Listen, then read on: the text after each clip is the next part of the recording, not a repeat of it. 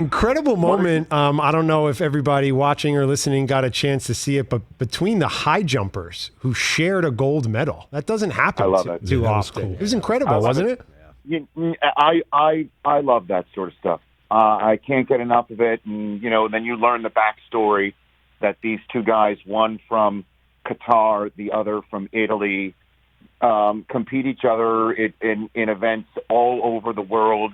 They knew each other. It wasn't the first time they met each other. They were friends. And, they looked at each other, and they both had jumped 2.37 meters. And then they moved the bar up to 2.39 meters. Both of them missed it. The tie break, which I did not know in high jump, was how many misses you had earlier.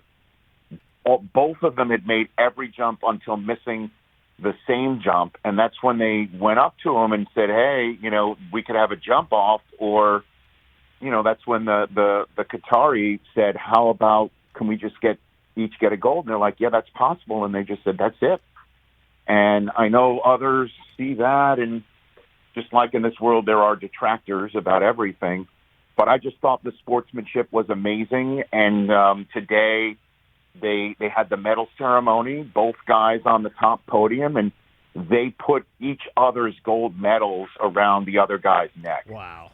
So the Italian put the medal around the Qatari's neck and vice versa. And I just can't get enough of stuff like that. It's awesome. It's exactly why we love the Olympics. It should be celebrated more. It has been celebrated throughout these Olympics, those moments of just pure human connection, humanity, compassion, sportsmanship. And then on the flip side, you see for the men in tennis, you see Djokovic just like destroy his racket, throw this giant temper tantrum, doesn't get the gold medal. What would you make of the implosion he had out there on the court? You know what?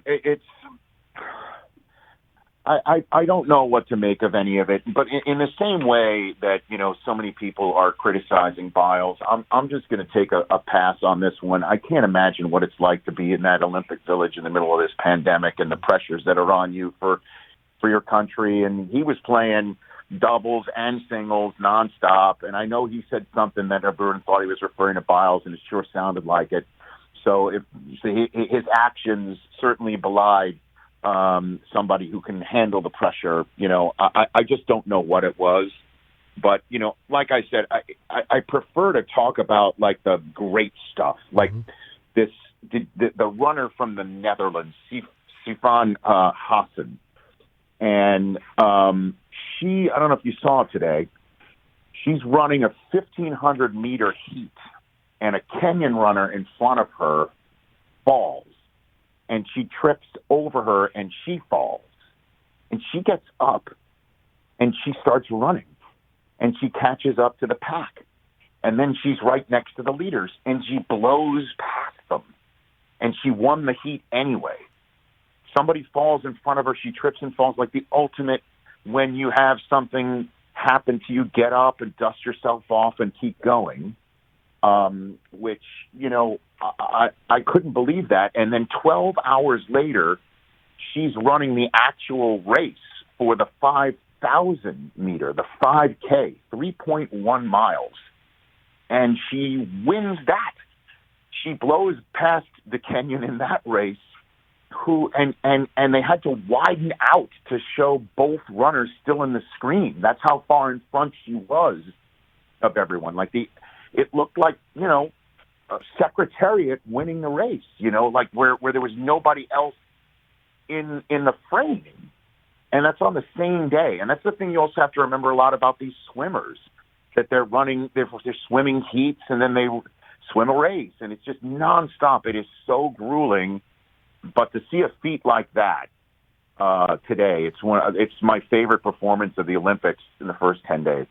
No, it's truly remarkable what she's doing. Like you said, not only the moment of her of falling down, but just the fact that 12 hours later she's running the 5K, and then I think she's doing 10,000 meters or something as well. I read she's incredible. And they look so. And again, speaking as a runner, Ben, they look effortless. Like the top parts of their body from the waist up don't move. It's just their legs, like the road runner. You know, I don't know how they physically do it. You know, truly amazing. I love watching this stuff. And then I love the field events, you know, the discus, the shot put, the javelin. I love it. I love that stuff. They had to stop the discus tonight because it was raining. But the track events, they ran in the rain.